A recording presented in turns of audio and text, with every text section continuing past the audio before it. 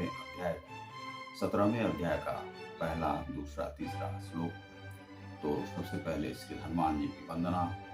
श्री गुरु चरण सरोज रज निर्मल मुकुर वर्णो रघुवर विमल जसु दायक संचार बुद्धिहीन तनु जान सुमिरो पवन कुमार बल बुद्धि विद्या देहु मोहि हरहु कलेश विकार।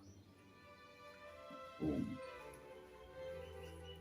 तो यह जो अध्याय है यह श्रद्धा पर विशेष रूप से है। यह श्रद्धा का विभाग है। ये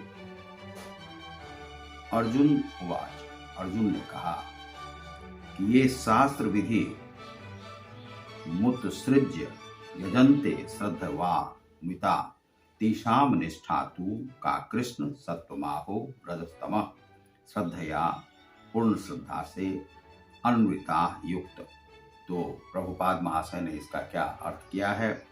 अर्जुन ने कहा, हे कृष्ण, जो लोग शास्त्र के नियमों का पालन ना करके अपनी कल्पना के अनुसार पूजा करते हैं, उनकी स्थिति कौन सी है? वे सतोगुणी हैं या रजोगुणी हैं या तमोगुणी है? उसे किस श्रेणी में रखा जा सकता है?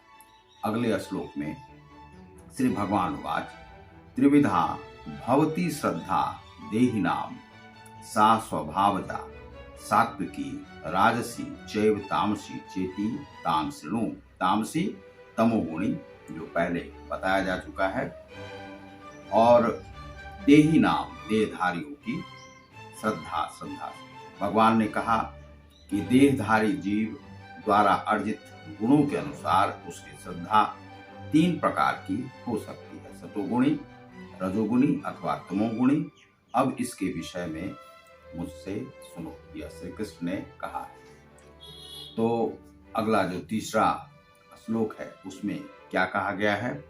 सत्वानुरूपा सर्वस्य श्रद्धा भवति भारत श्रद्धा मयो यम पुरुषो यो यक्षश्रद्ध स एव स।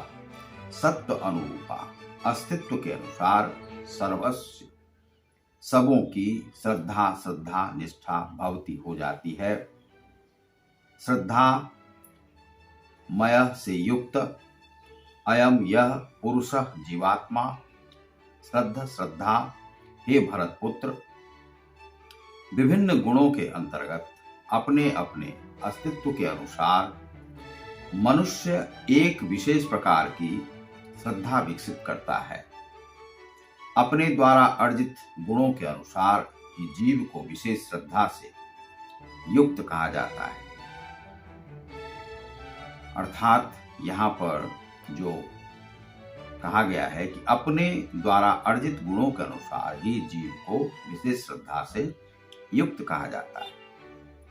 तो जिसकी जैसी श्रद्धा रहती है वह उसी प्रकार से वह पूजन करता है। वह सतोगुणी होता है तो सतोगुणी, रजोगुणी होता है तो रजोगुणी, तमोगुणी होता है तो तमोगुणी। यह जो जिस गुण को लेकर के वह आया है उसी गुण से वह शुरुआत करता है। लेकिन जब इसमें आप क्रिया योग के मार्ग में जाते हैं तो आप यदि रजोगुणी भी है, तमोगुणी भी है, तो तमोगुण से आप रजोगुण में आते हैं, रजोगुण से आप सतोगुण में आते हैं। यह पूजा में यह होता है, पूजा पद्धति में।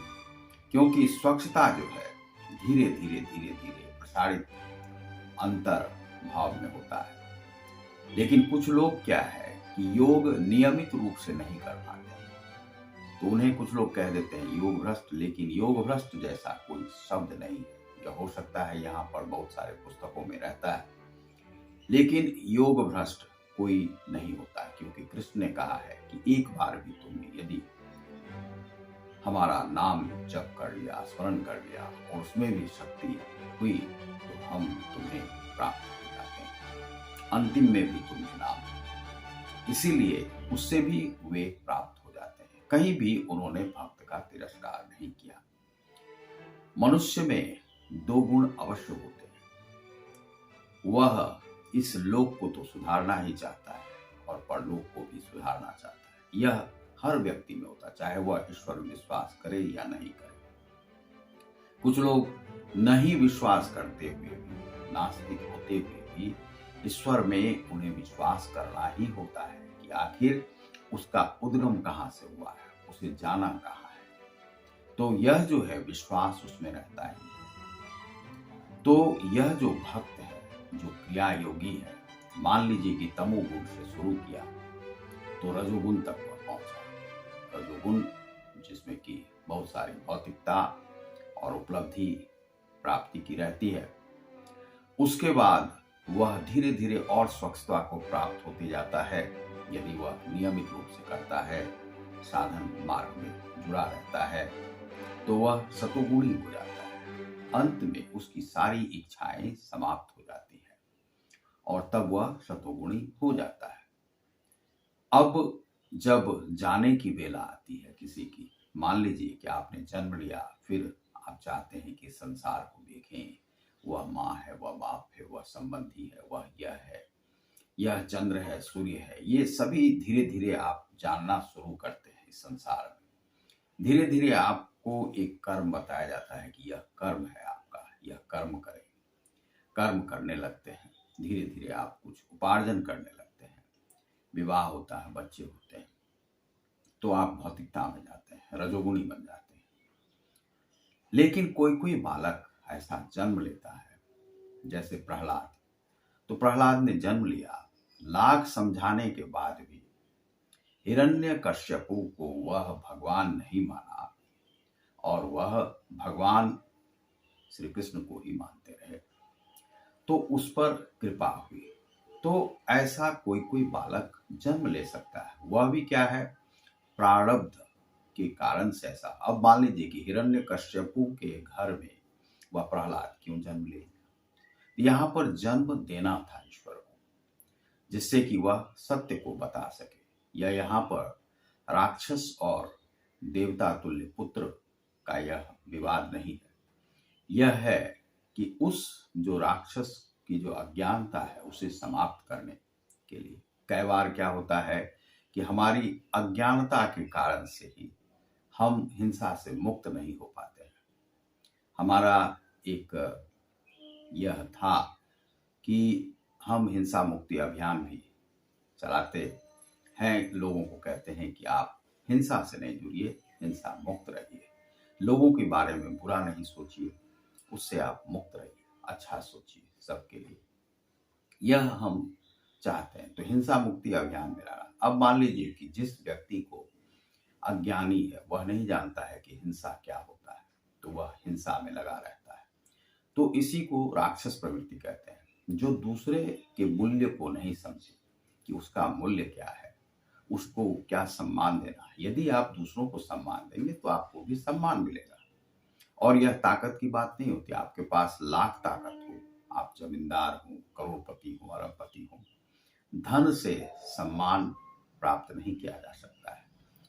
मान और अपमान, दूसरे को मान देना, सम्मान देना। एक बड़ा से बड़ा भी धनी लोग होता है तो वह विनीत होता है, तो वह राक्षस नहीं होता। लेकिन जो राक्षस लोग होते हैं, धन कमाकर वह दारू में, शराब में, लड़कीबाजी में इधर उधर उड़ाने लगा सब कुछ, तो वह जो व्यक्ति है वह अभिमानी हुआ तो वह राक्षसी। वह जो है तमोगुणी का तमोगुणी रह जाता है, सतोगुण में वह आ ही नहीं सकता है। तो किसी किसी के घर में, जैसे मान ले हिरण्यकश्यपु को यह अज्ञान था कि वही भगवान है, दूसरा कोई नहीं है, यही नास्तिकता है। तो उसके घर में एक आस्तिक ने जन्म ले लिया। वह बचपन से यह सब देखा कि वहां पर क्या क्या दंड दिए जाते हैं, हिंसा की जाती है, तो उसे उसका विरोध करना था।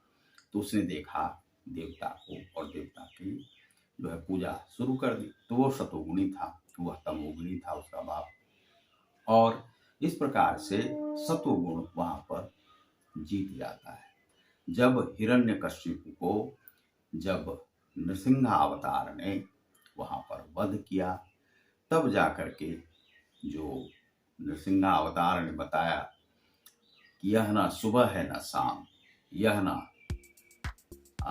आकाश है ना पाताल, और यह ना अंदर है ना बाहर, जो उसने वरदान पाया हुआ था। उस अभिमान में वह अपने को भगवान घोषित कर चुका था। और मृत्यु, जिसने जन्म लिया है उसकी मृत्यु होती ही है। तो वह एक हर जो है यहाँ पर पदार्थ भी जो है वह जन्म प्राप्त करता है और समय आने पर वह समाप्त हो जाता है। उसी तरह से शरीर है, शरीर का भी धर्म है, लेकिन श्री कृष्ण कहते हैं कि आत्मा कभी नहीं मरती, तो इसे हमें मानकर चलना चाहिए। तो यही यहाँ पर कहा गया है, जो तमोगुणी है वह तमोगुणी रह गया है हिरण्यकशिपु। इस प्रकार से योग क्रिया से आप धीरे धीरे तत्वगुण की ओर बढ़ने लगते हैं। तो यह यहाँ पर श्री कृष्ण कहते हैं। अगले श्लोक में हम लोग देखेंगे। आप देख रहे हैं ग्लोबल योग गीता को। बहुत बहुत धन्यवाद। नमस्कार।